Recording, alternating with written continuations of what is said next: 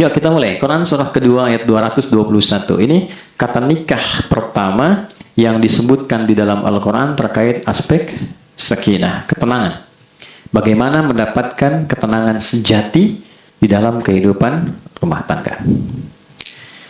A'udzubillahi minasyaitonirrajim. Bismillahirrahmanirrahim. Wala tankihul musyrikati hatta yu'min. Wala amatun mu'minatun khairum min musyrikatin walau a'jabatkum. Ada? ولا تنكحوا المشركين حتى يؤمنوا ولا عبد مؤمن خير من مشرك ولو أعجبكم أولئك يدعون إلى النار. Ada ayatnya? Wallahu yad'u ilal jannati wal maghfirah. Pelan-pelan. Al-ayah, fokus sampai di sini dulu. Wala tankihul musyrikati, dan janganlah kalian menikahi para penyekutu Tuhan hatta yu'minna, kecuali sampai ia pun memutuskan mau beriman. Tolong di highlight pada kata iman. Ini dia poinnya.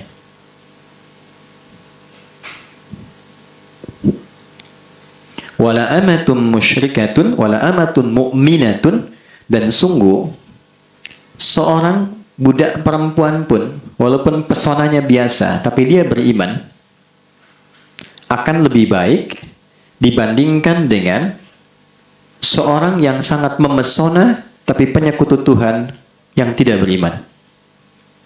Khairum min musyrikati walau a'jabatkum wala tunkihul musyrikina hatta yu'minu, dan janganlah para ayah menitipkan anak perempuannya untuk dinikahkan pada pria penyekutu Tuhan tanpa iman. Wala abdum mu'minun khairum min musyriki walau a'jabakum. Sungguh, lelaki walaupun pesonanya biasa bahkan budak, tapi dia beriman, lebih baik dibandingkan dengan penyekutu Tuhan tapi tidak, walaupun dia memesona tapi penyekutu Tuhan. Ulaika yad'una ilan nar. Salah pilihan bisa mengantarkan pada kecelakaan dunia dan akhirat. Itu poinnya. Benar pilihan mengantarkan pada kedamaian, petunjuk, dan kebahagiaan dalam kehidupan rumah tangga. Itu poin. Sampai situ dulu ya. Jadi, dasar dari ketenangan kehidupan rumah tangga, saya highlightnya kata ini dulu. Jika menginginkan kehidupan rumah tangga yang sakinah, yang tenang, cenderung damai, maka dasarnya adalah ini, iman. Saya tulis pakai bahasa Arab gini, al-iman. Ini dulu. Jadi bagaimana menjalani kehidupan rumah tangga dengan iman. Jadi suami beriman, masak dengan iman, berpakaian dengan iman, bangun rumah pakai iman, dan sebagainya. Apa itu iman? Percaya. Apa itu percaya? Iman. Iman itu yakin tanpa ragu. Oke? Tapi saya akan bahas dasar katanya. Iman itu asal katanya begini, amana, begini. Ini saya urai dulu ya supaya paham unsur-unsur katanya. Begini, amana yu'minu, amana. Ini agak dalam ya, agak dalam. Amana asalnya gini. Kalau ada yang tanda begini, asalnya ada dua huruf nih. Dua huruf begini. Satu hamzah hidup, ada alif begini, mim dan nun begini. Asalnya amana. Karena dua ini ketemu, dihapus salah satunya, gini. Diberikan tanda hapus ini bahwa ada alif, diberikan bendera begini. Jelas? Pelan-pelan ya. Jelas di sini? Makanya ada istilah dua harokat. Dua harokat itu apa sih? Dua harokat dijadikan satu.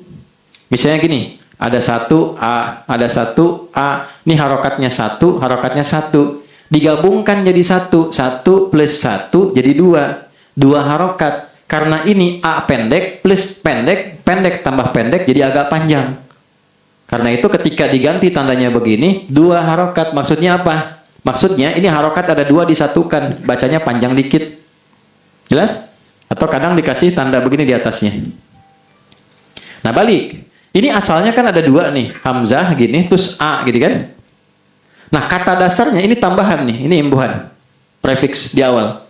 Kata dasar dari iman ini, amanah ini, asalnya amina. Ini 3 huruf. Hamzah, mim, nun. Artinya aman. Aman itu bahasa Arab. Al-amnu, aman. Asalnya. Nah, rumus bahasanya begini. Rumus bahasanya. Ini di linguistik ya. Linguistik nanti ada 7 terapan. Dari fonem, morfem, kemudian kata. Dari kata masuk ke frasa, frasa masuk klausa, klausa masuk kalimat, kalimat masuk wacana. Nah ini, setiap kata itu ada keterkaitan maknanya. Iman asalnya dari kata aman. Apa hubungan kata iman dan aman? Kalau kita mengerjakan apapun dengan iman, pasti aman kehidupannya. Itu, aman dari gelisah. Ya kan?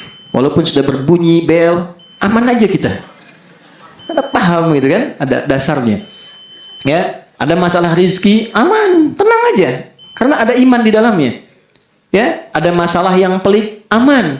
Dari mana keterangan ini didapatkan? Itu bukan otak-atik. Karena Quran sendiri menampilkan makna itu di Quran surat 6 ayat 82. Man amila shaliha. Siapapun yang mengerjakan satu amal soleh. Di rumah tangganya beramal soleh. Jadi suami yang soleh. Jadi istri yang soleha. Soleh itu mengerjakan sesuatu dengan iman. Itu namanya soleh. Ingat ya. Soleh itu bukan sekedar baik. Kebaikan yang dikerjakan karena dasar iman. Itu soleh. Kalau kebaikan tidak dikerjakan dengan dasar iman, belum bisa disebut soleh. Oke? Saya membantu bukan karena dia butuh. Tapi karena Allah memerintahkan saya untuk bantu. Karena iman saya. Itu soleh namanya. Jadi menjadi suami yang soleh, menjadi suami yang mengerjakan semua tugas suami itu karena imannya. Saya menyayangi istri bukan sekedar dia istri saya, tapi iman saya memerintahkan saya untuk merawat dia. Karena itu saya kerjakan karena iman saya pada Allah, bukan sekedar jadi istri. Kalau Allah nggak perintahkan bersikap begitu, saya tidak begitu. Itu soleh namanya. Demikian soleha dengan makna yang sama. Demikian anak soleh. Itu poinnya.